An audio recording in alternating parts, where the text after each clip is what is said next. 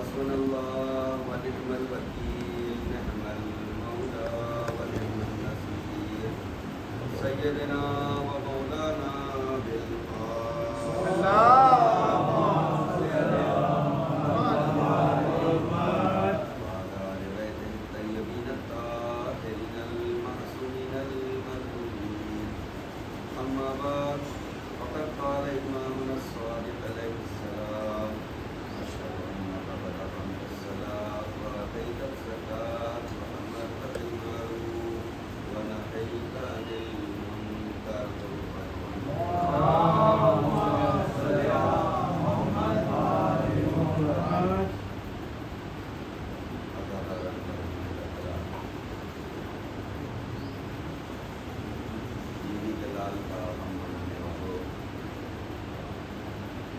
آج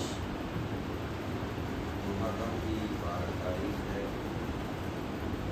اور ہمارے ہندوستانی سماج میں اس تاریخ کو سرکار حضرت امام حسین علیہ السلام اور ان کے 70 جانشینوں کے سوئم کے طور پر جانا جاتا ہے۔ اس کا سوئم جس کو نہ دفن کیا گیا،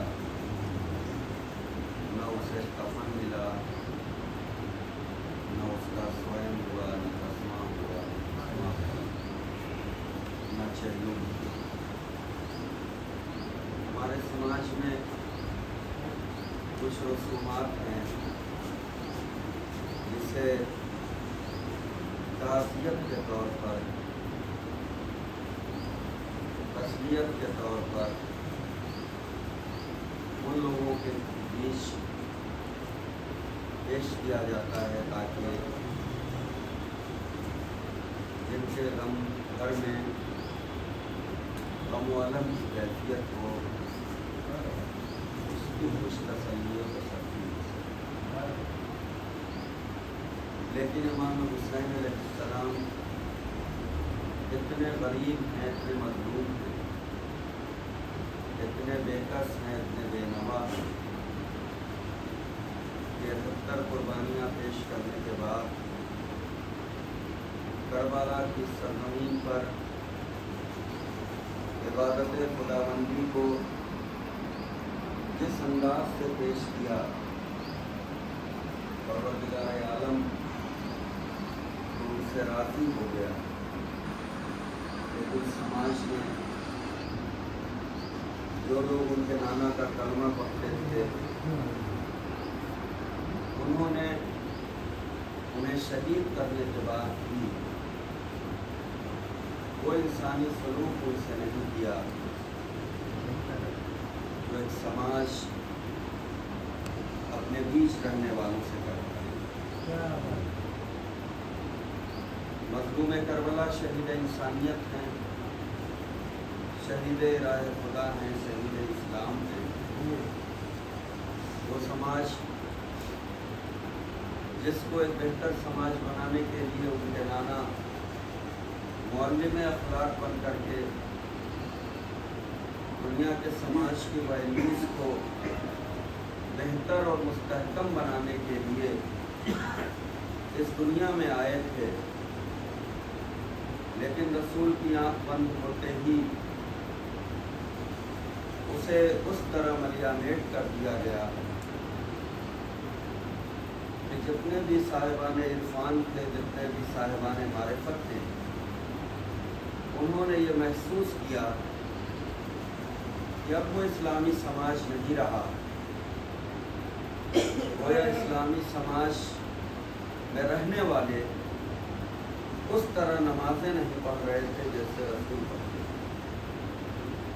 اس طرح روزہ نہیں رکھ رہے تھے جیسے رسول رکھ رہے تھے، اس طرح ارکان حج کو ادا نہیں کر رہے تھے جیسے رسول، اس طرح زکوٰۃ نہیں دے رہے تھے، اس طرح زکوٰۃ کا مصرف نہیں تھا جیسا رسول کے زمانے میں تھا۔ اور اس کی گواہی ہمارے اور آپ کے چھٹے امام جعفر صادق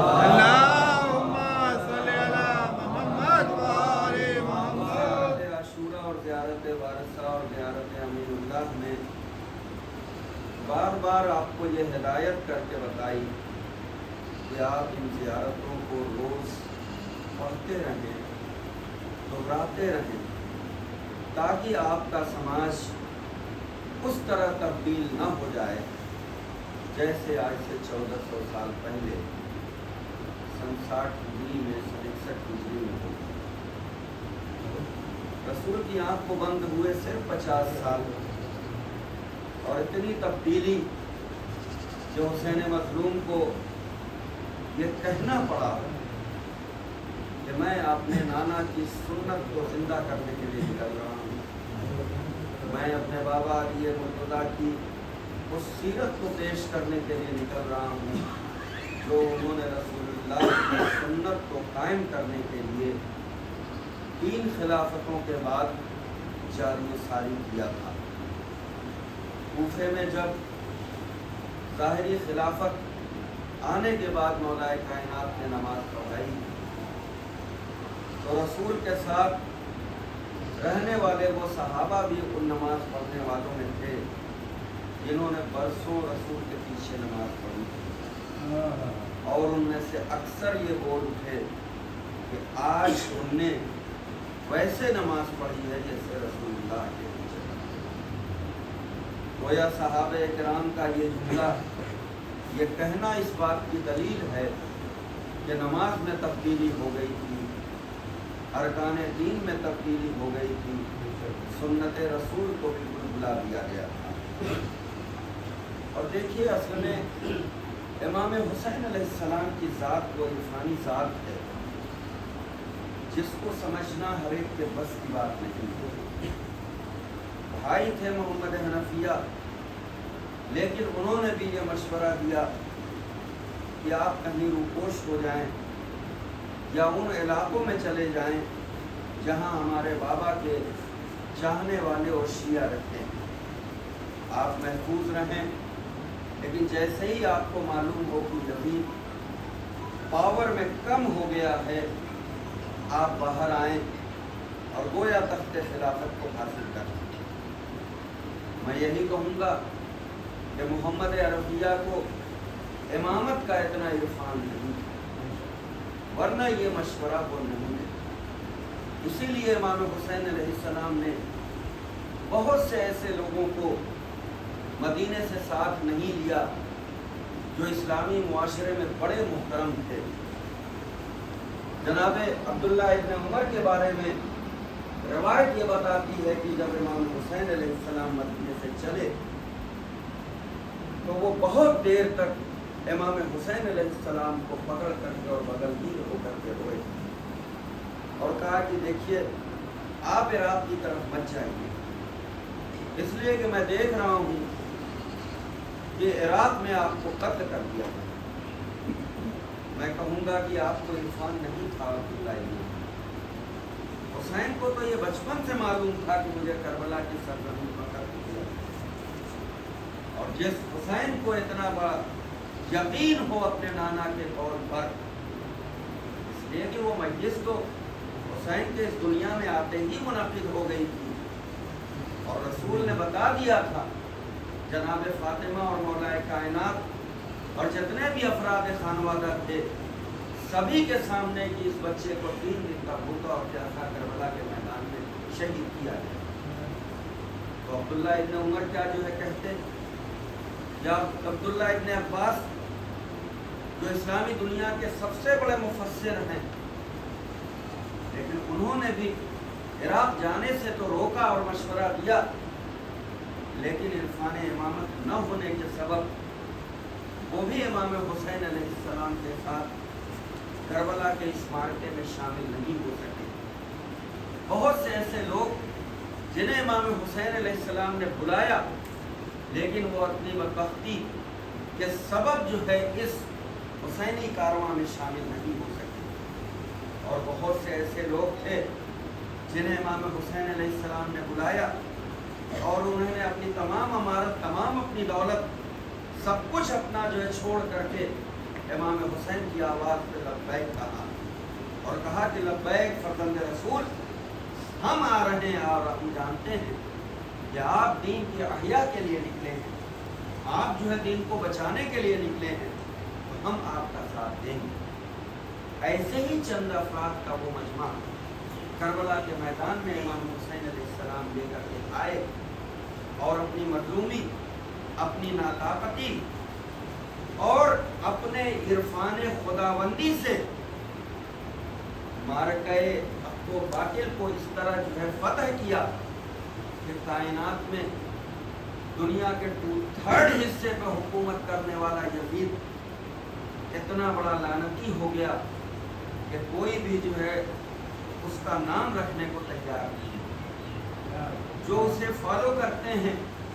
جو دل میں اس کو جگہ دیے ہوئے ہیں، ان میں بھی یہ ہمت نہیں ہے۔ حسین نے اتنا ذلیل و خوار و رسوا کر دیا کہ کوئی یہ کہہ سکے کہ میں جو ہے یزیدی ہوں، بلکہ یزیدی ہوتے ہوئے بھی حسینی ہونے کا دم دیا۔ یہ امام حسین علیہ السلام کی فتح کی سب سے بڑی دلیل ہے کہ ظالم کے اندر، ظالم کو فالو کرنے والے لوگوں کے اندر اس کی محبت تو ہے، چھپ چھپ کر اس کا دفاع تو کرتے ہیں۔ یہ 2 شہزادوں کی جنگ تھی، 2 نظریات کی جنگ تھی، بڑی پرانی خاندانی یہ عداوت چلی آ رہی تھی ہاشم اور بنی امیہ کی۔ پھر اس کے بعد جو ہے ابو طالب اور ابو سفیان کی، پھر جو ہے اسلامی دور میں حضرت علی اور معاویہ کی، اور پھر اس کے بعد جو ہے چونکہ معاویہ کا بیٹا جو ہے اتنا طاقتور ہو گیا، پوری اسلامی حکومت پر اس کا کنٹرول ہو گیا، تو گویا اس نے بنی ہاشم سے برتا لے لی۔ یہ اصل میں یہ ان کی فکر نہیں ہے، یہ فکر ہی یزید کی ہے، اس لیے کہ یزید نے امام حسین علیہ السلام کے سر مبارک سے بے ادبی کہتے ہوئے یہ اشعار پڑھے تھے کہ کاش بدر و احد کے وہ میرے بزرگ زندہ ہوتے تو مجھے شاباشی دیتے۔ اے یزید، تو نے جو ہے کتنا اچھا بدلہ لیا، تو نے کتنا اچھا بنی ہاشم سے بدلہ لیا، کہ تم نہیں کہہ رہے ہو، بلکہ یزید نے امام حسین علیہ السلام کے سر اقدس سے بدسلوکی کرتے وقت جو ہے کہا تھا، اور اس فکر کو جو ابو سفیان سے لے کر کے یزید تک آئی تھی اس کو ظاہر کر دیا تھا اور بتا دیا تھا۔ اسی لیے بہت سے لوگ یہ کہتے ہیں کہ ذکر حسین مت کرو، ذکر کربلا مت کرو، اس لیے کہ اس سے بغض صحابہ جو ہے وہ ظاہر ہے۔ کربلا کی یہ جنگ، یزید کی اتنی بڑی ہمت یوں ہی نہیں جو ہے وہ ہو گئی کہ اس کے لیے ماحول بنایا، اور وہ ماحول خلافت کے زمانے سے بنایا گیا، اور نتیجہ یہ ہوا کہ یہ بنی امیہ حضرت عثمان کے زمانے میں اتنے پاور میں آ گئے کہ بنی امیہ جو رسول کے خلاف برسر پیکار رہتے تھے وہ زیادہ تر اسلامی صوبوں کے گورنر بنا دیے۔ ظاہر ہے جب گورنر کو بنا دیے گئے تو پھر جو ہے امیر شام کی اتنی ہمت ہوئی کہ مسلمانوں کے بقول خلیفہ راشد کے خلاف بھی اس نے کہا کہ نہیں، میں بیعت نہیں کروں گا، میں کسی قیمت پر علی کی بیعت نہیں کروں گا۔ جس کرائیٹیریا سے مسلمان اب تک خلافت اولا، خلافت ثانیہ، خلافت ثالثہ کو منتخب کرتے رہے، اس کرائیٹیریا پر بھی علی آئے تو علی کو برداشت نہیں کیا گیا، اس لیے کہ علی جو ہے 1 سیکنڈ کے لیے بھی باطل کو برداشت کرنے والا نہیں، 1 منٹ کے لیے بھی جو ہے کہیں سے بھی ظلم و جبر و ستم کو برداشت کرنے والا نہیں تھا۔ چنانچہ وہ اسلامی سماج جو دولت و ثروت اور حکومت اور جاہ و حشم کے چکا چوند میں بالکل غرور ہو چکا تھا، غرور میں چور ہو چکا تھا، اس نے ایک طرح سے خلافت علی کو مسترد کر دیا، اور جب اسی نہج پہ امام حسن علیہ السلام کی خلافت آئی تو اس بدبختی کا نتیجہ یہ نکلا کہ امام حسن جو خلیفہ راشد تھے، جو خلیفہ مسلمین تھے، جو امام وقت تھے، اس جو ہے نامہذب سماج کی، انکلچرڈ سماج کی ہمت یہ ہوئی کہ اپنے امام و خلیفہ کے نیچے سے مسلح کھینچ لیا اور مسلح ہی پر امام کو زخمی کیا. یہ پریکٹس تھی چونکہ مسلح ہی پر ان کے بابا کو بھی شہید کیا گیا اور مسلح ہی پر چاہتے تھے کہ امام حسن علیہ السلام کو بھی شہید کر دیا. لیکن امام علی علیہ السلام کی شہادت سے شام کے اندر جو ماحول کہ بھئی علی کیسے شہید ہوئے, کب شہید کر دیے گئے, کب قتل کر دیے گئے, کہا کہ بھئی وہ نماز پڑھتے تھے, پڑھ رہے تھے, اسی درمیان ان پر ضربت ماری گئی. کہا کہ نماز اور علی سے کیا مطلب, وہ تو ایک مشرک شخص تھا, وہ تو ایک نعوذ باللہ کافر شخص تھا, وہ تو نماز کا مخالف تھا. ایک ایسا سماج جو ہے مرتب کر دیا گیا تھا کہ لوگ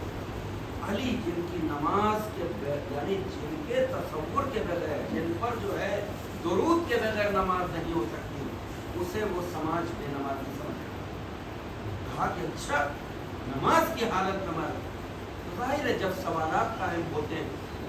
اس لیے ذکر حسین کو جو منع کیا جاتا ہے. اچھے بھائی کیوں حسین کو قتل کیا گیا؟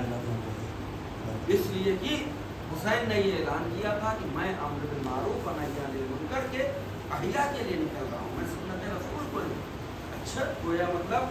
سنت رسول کو نہیں مانا جا رہا تھا, تبدیل کر دیا گیا تھا.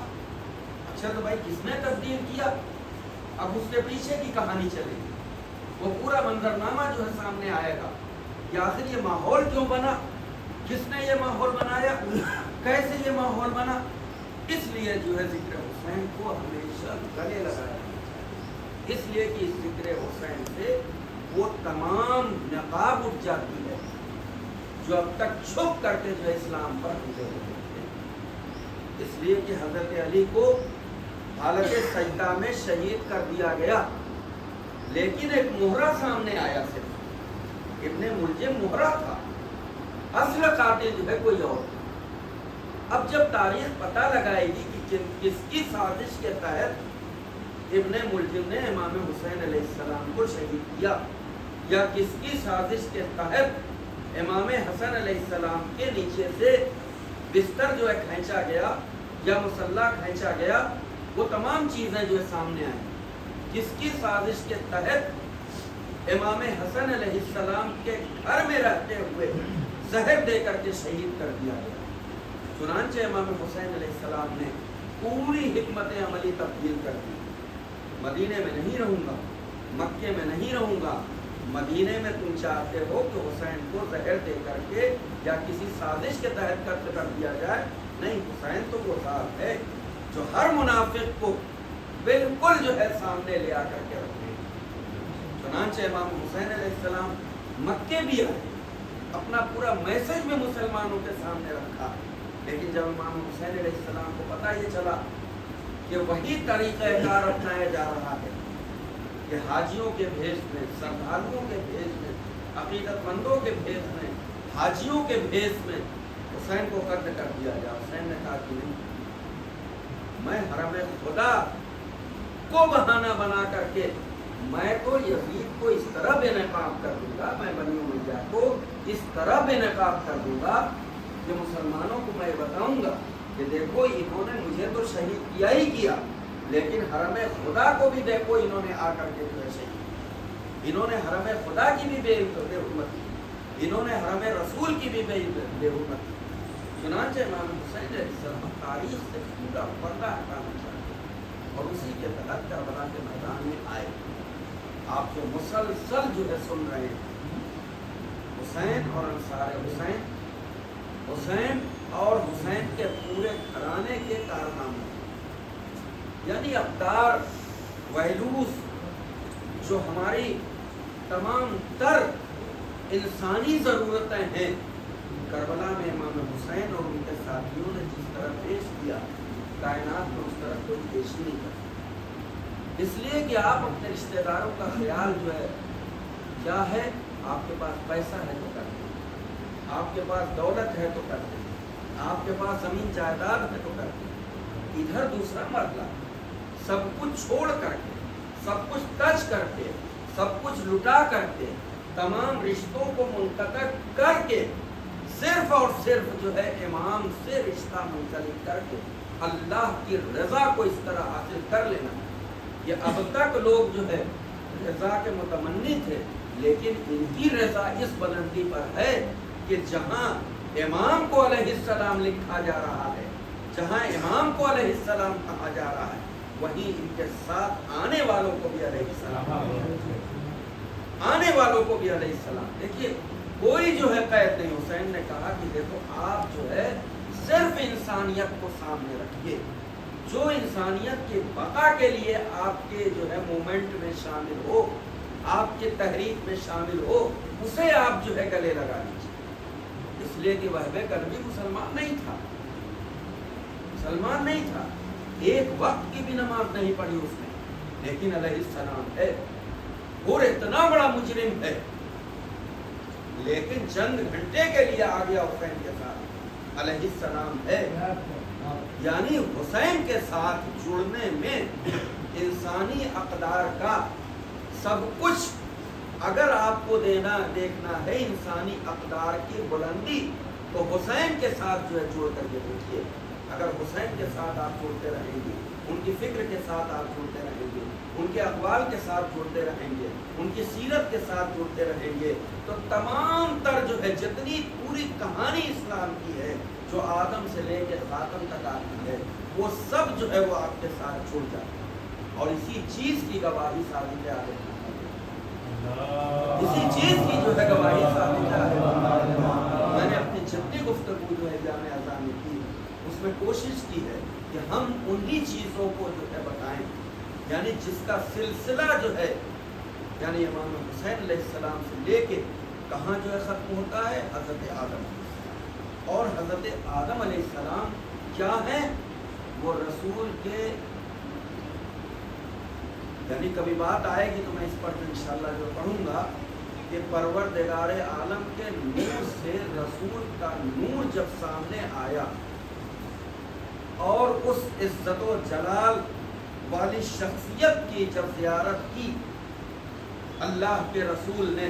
तो उनके चेहरे पर जो पसीना आया, उस पसीने से ये तमाम अंबिया जो है,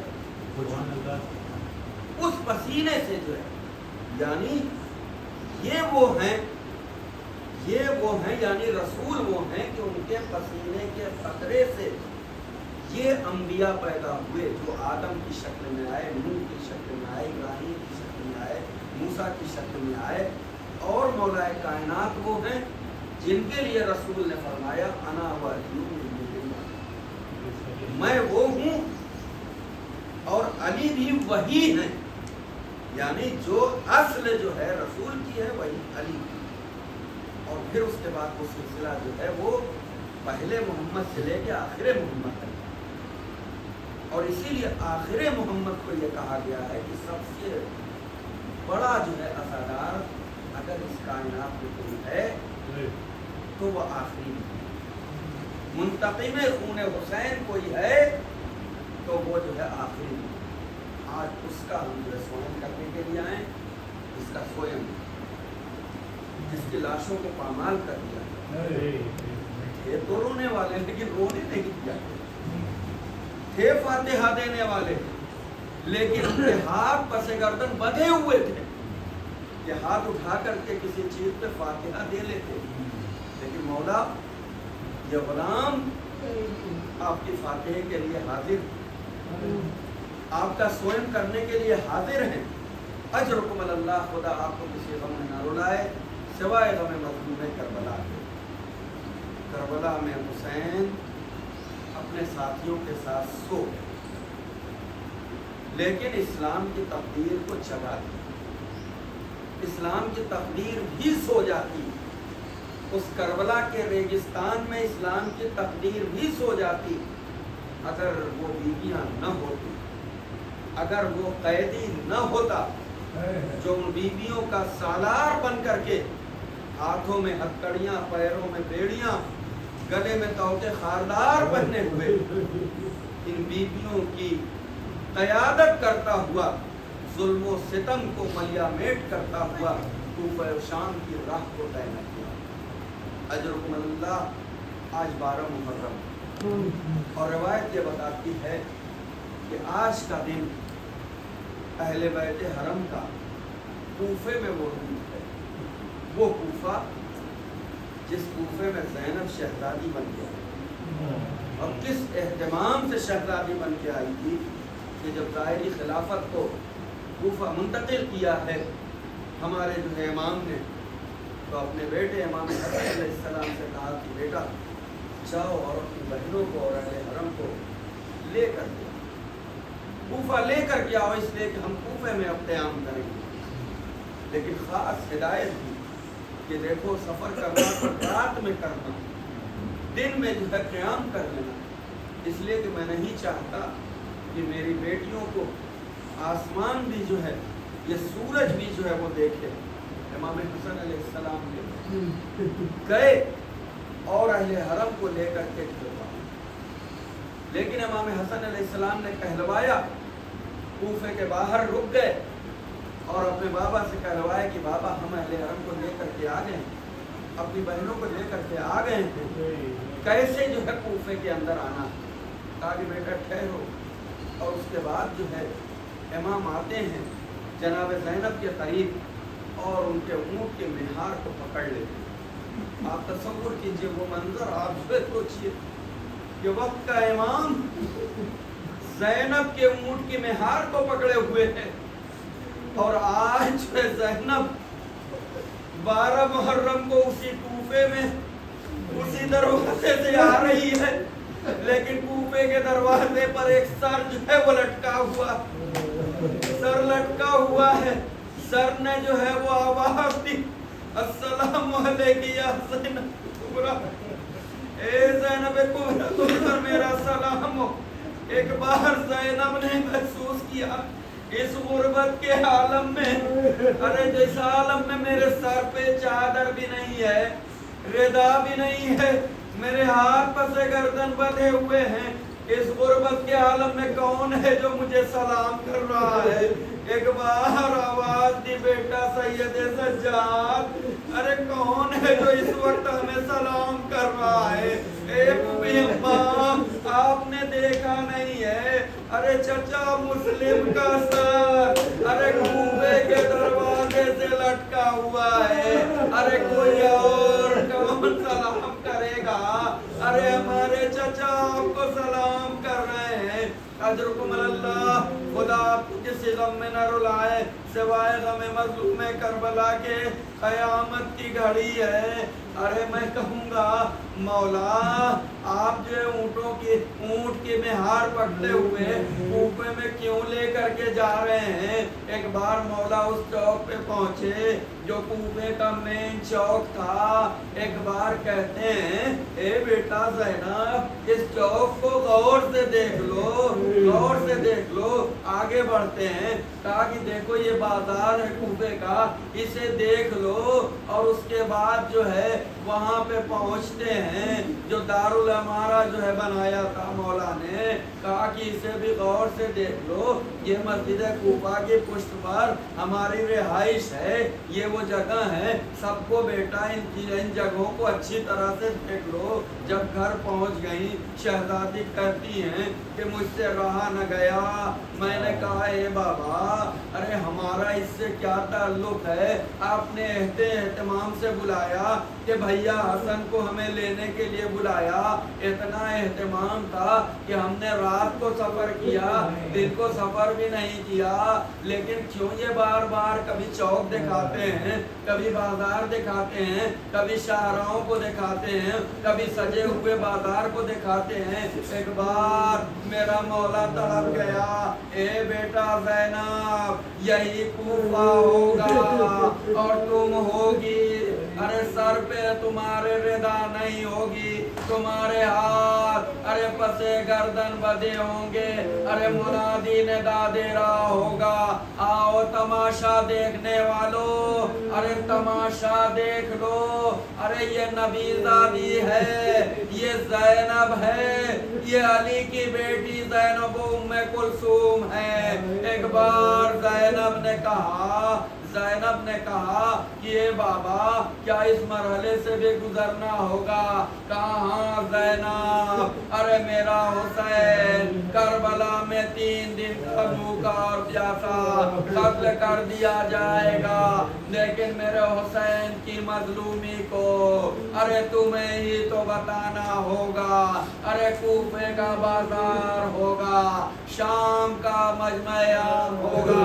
ارے شرابیوں کی شرارتیں ہوں گی، ارے وہ ملائین، وہ جواری اور قماش کرنے والے ارے وہ باش ہوں گے، ارے تم ننگے سر ہوگی۔ میرا پوتا زین العابدین ہوگا جو اتنا مجبور ہوگا کہ ایک چادر بھی نہیں ہوگی جو تمہارے سر پہ ڈال دے۔ انا للہ و انا الیہ راجعون۔